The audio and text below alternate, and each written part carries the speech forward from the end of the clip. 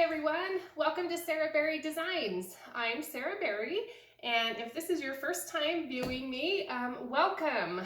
This is only the fourth video that I have ever made, so bear with me. This is still a new process and I'm kind of learning as I go, but I have a really fun project to share with you today.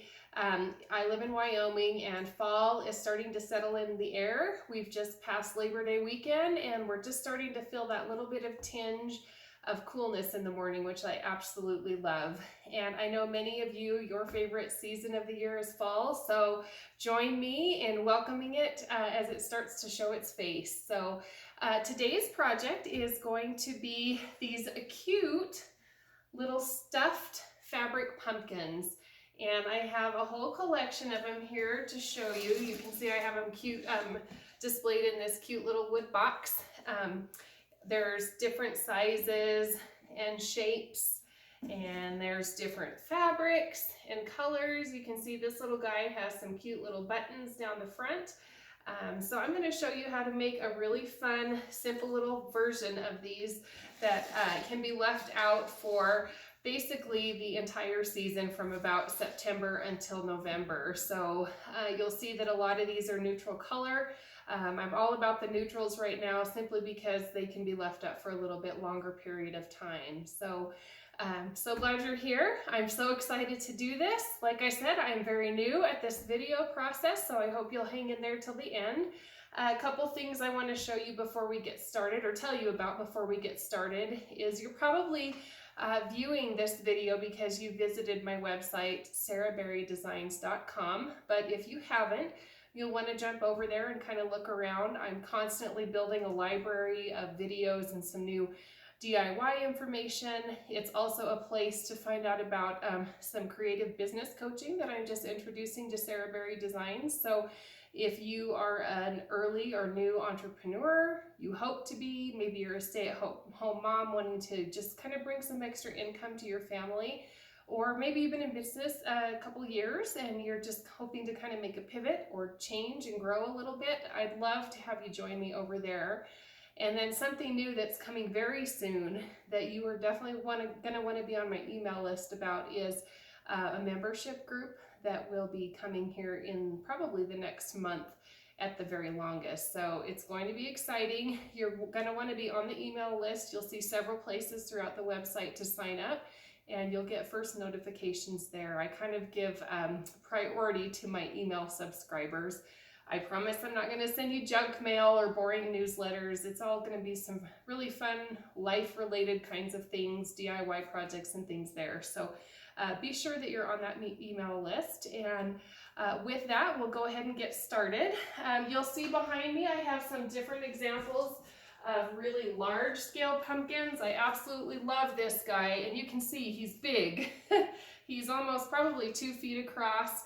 He has an actual wood stump on the top, and he's made with some really fun striped fabric, which gives him a little more of a contemporary feel. You see that I've made them in different varying sizes. This one has some solid color in that fabric.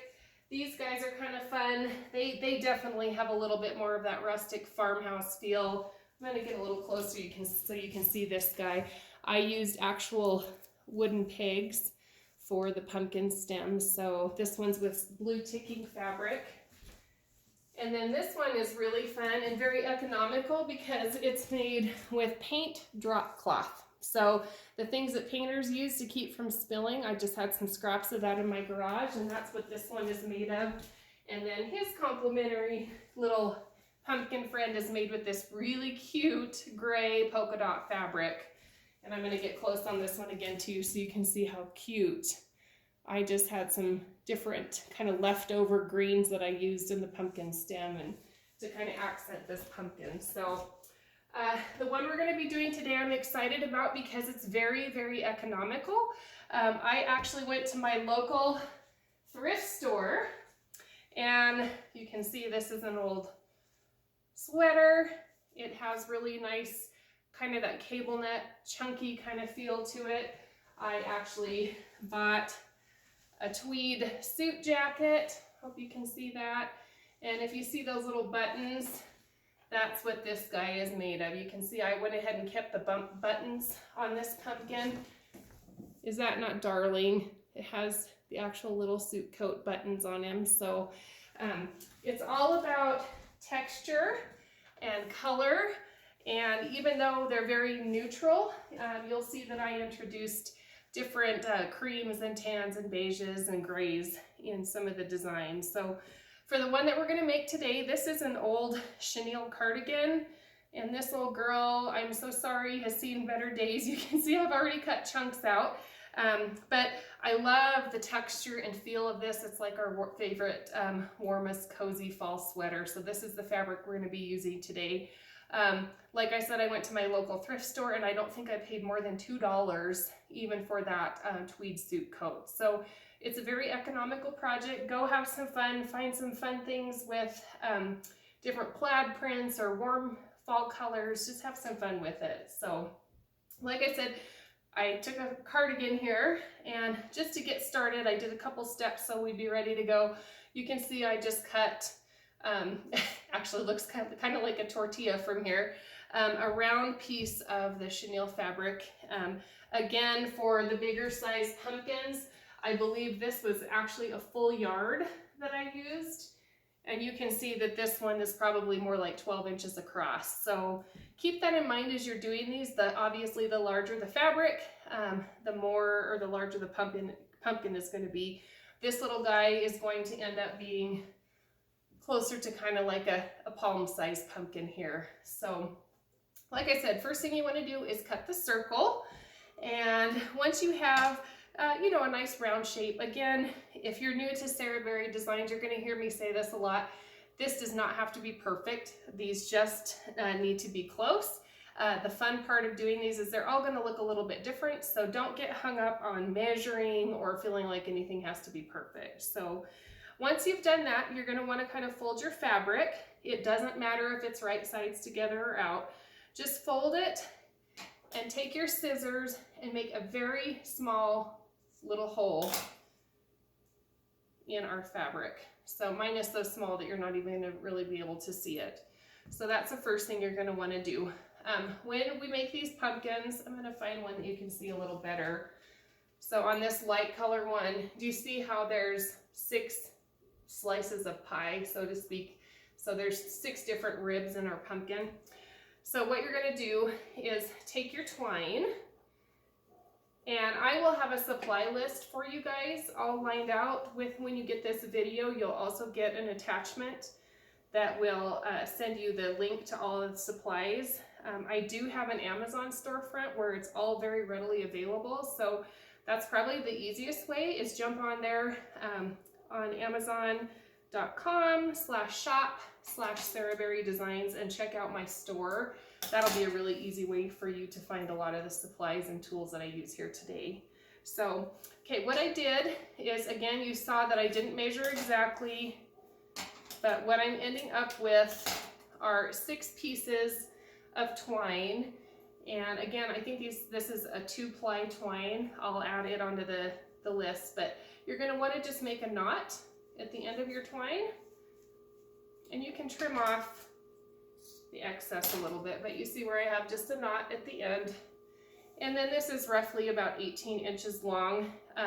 Really, what's going to happen is you're going to see that it just needs to come up around the side of the pumpkin, but you're going to want to have a little bit extra when you do this. So be a little bit liberal with your twine. You can always trim it back, but you can't add on more. So once you have that, this is probably going to be one of the most complicated parts of the project, but it's really not terrible. We want the knot to end up on the inside of the pumpkin so we can't see it. So what you'll do is, the chenille is a little harder to tell because it's pretty fuzzy on both sides. But if you have a fabric, I have an extra one that's cut right here. This is white on one side, and then you can see it has print on the other. This is the right side of the fabric that has the print. So go to the right side of your fabric, and then take your knot and feed it in to where it's just coming out the wrong side, and then you can see how it kind of hangs down. And just to be safe, because this fabric's a little bit unforgiving. I don't want this knot to slip out. So I have my glue gun here, and I'm gonna just secure that knot to the fabric. So I think, hopefully you kind of saw how I did that. I just kind of surrounded it with a little bit of hot glue, and we're gonna give that just a minute to set up.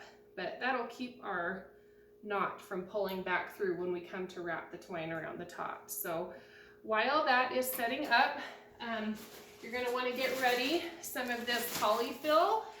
If any of you made pillows way back in home ec class during the sewing section, you'll know exactly what it is. This is like $3, I think, for this big bag. I got it at Walmart. You would be able to do probably a dozen pumpkins with one bag, depending on the size. But for this size pumpkin, you could easily do, I would say, at least 8 to 10 to be safe. But you'll want to get your bag of that open.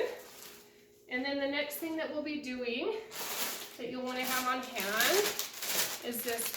This is also called Spanish moss, but it's just a dry brown floral moss.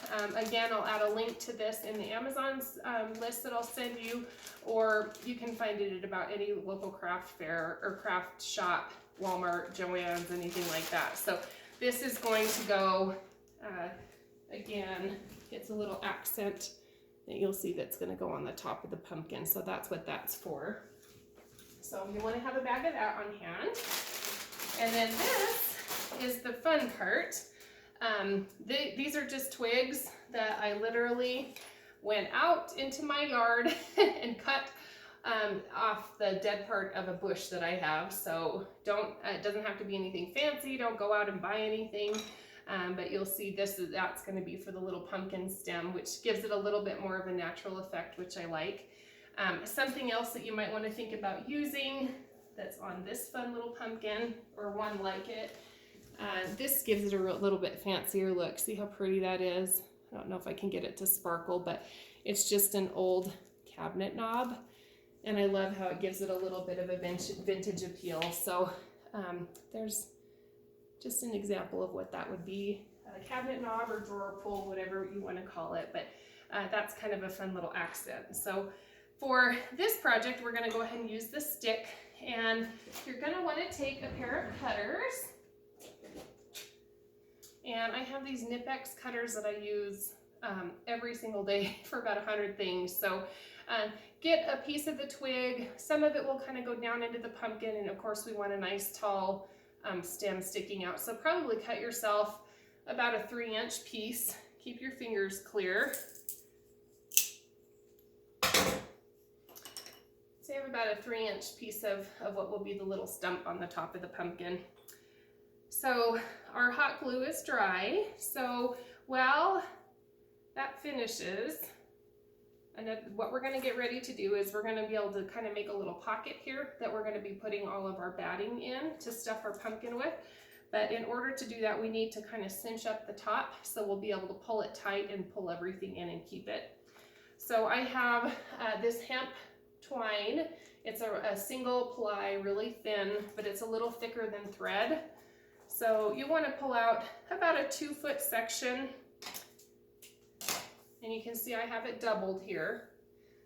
And then a thicker, I used to call it plastic canvas. I'm not sure the exact word, other than I know these needles get used for making dolls. So it's a thicker, heavier duty needle, which would be especially helpful if you're going to be using the twine, or maybe you make a pumpkin out of denim. You're going to want to cut through that fabric. So I'm going to fish that onto my needle and then tie it off at the end. And then this part, you just want to start on one edge of the pumpkin, about a 1/4 inch in from the edge, and tie your thread off. So make yourself a little bit of a knot. So you can see it's right there on the edge and it's not going to go anywhere.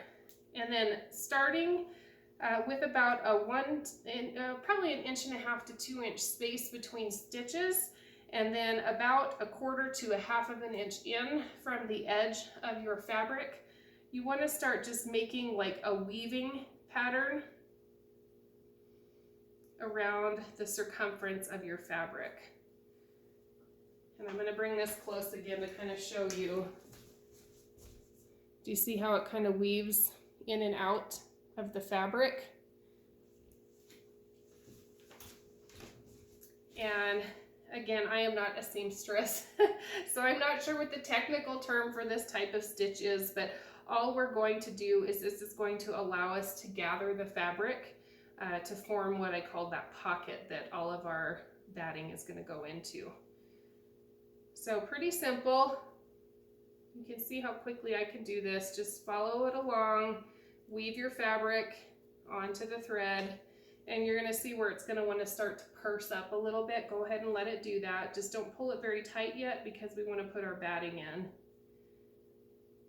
Again, it doesn't have to be perfect. You see I'm not measuring, I'm just eyeballing how far in from the edge of this fabric that I'm stitching.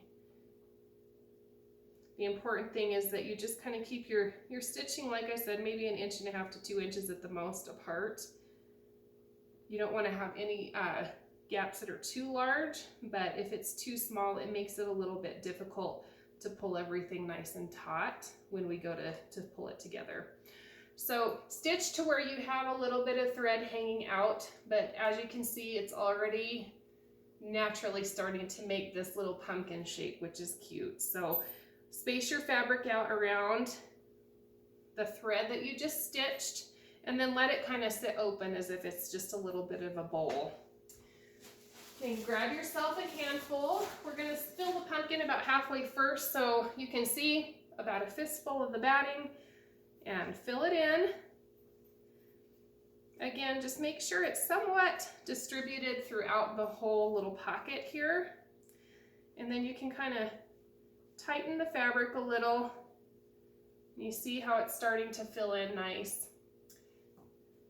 I'm going to add a little bit more. Again, make it as full or as soft as you like. I like mine to be kind of like this one.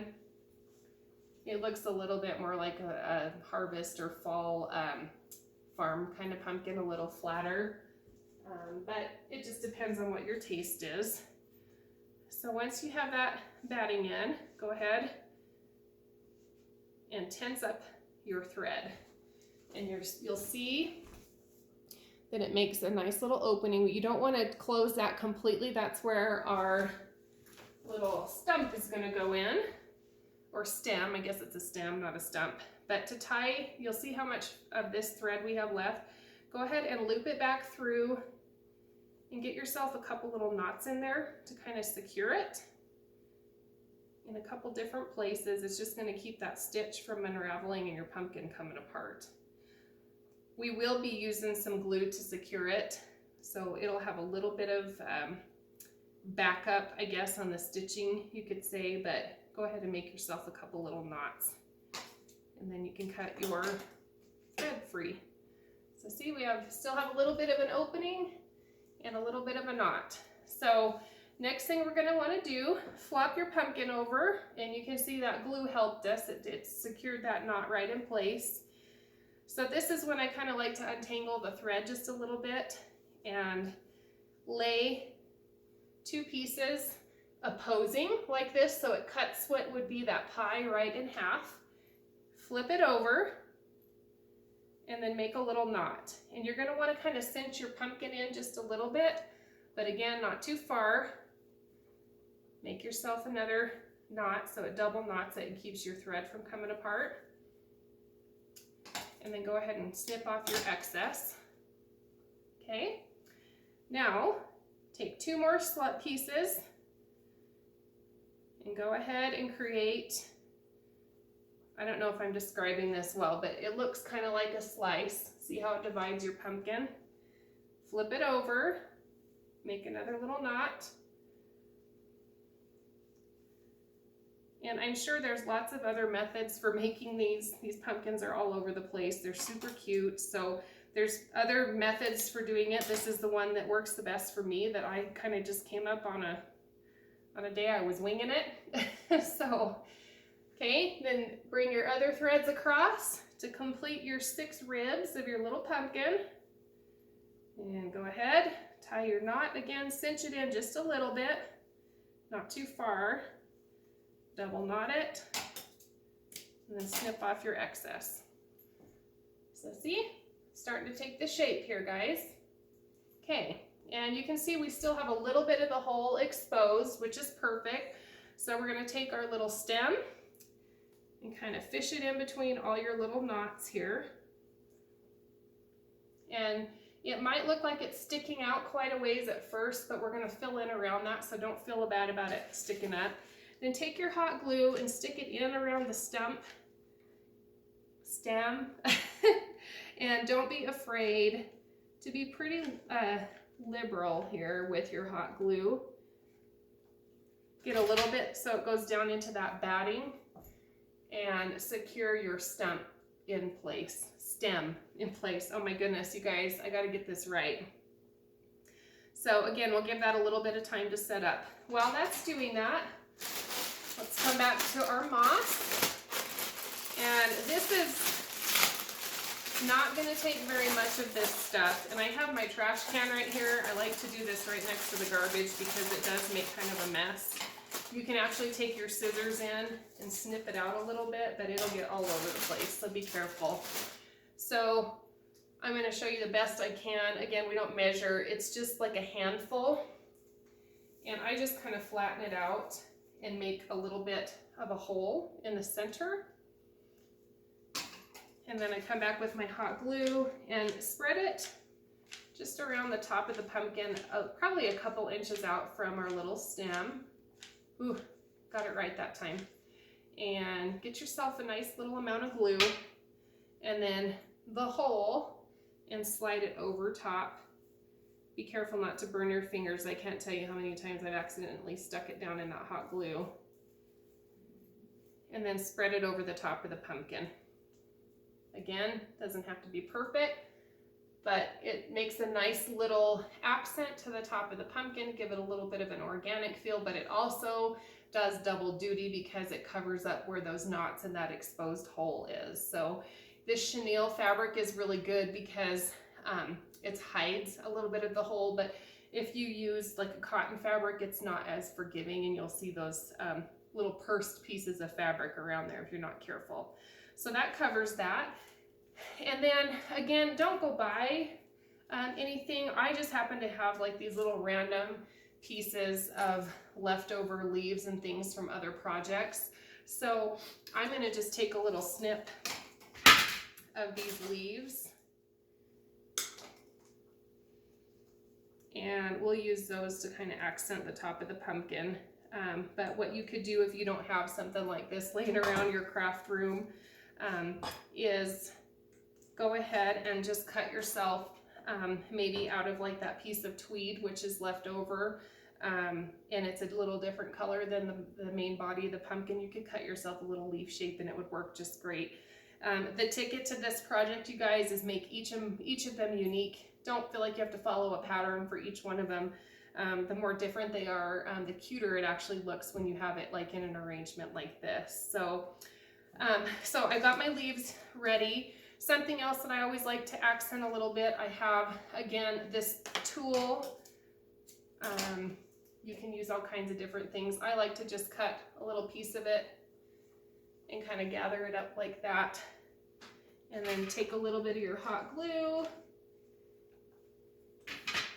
and just kind of stick it down into that little hole.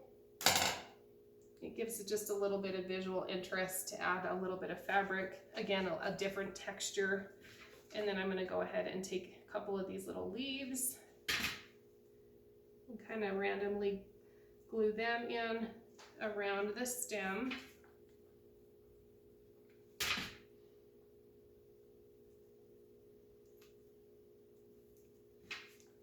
Make it look like a real little pumpkin.